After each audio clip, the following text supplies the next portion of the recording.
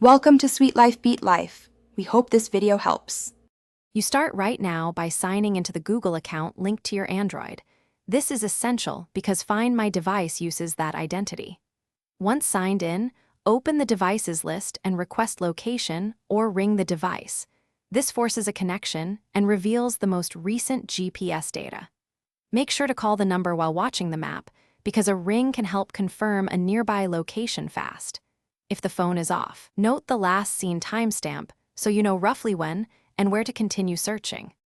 Once you have a map and a last seen time, zoom in and use any timeline or Wi-Fi hints to refine the area.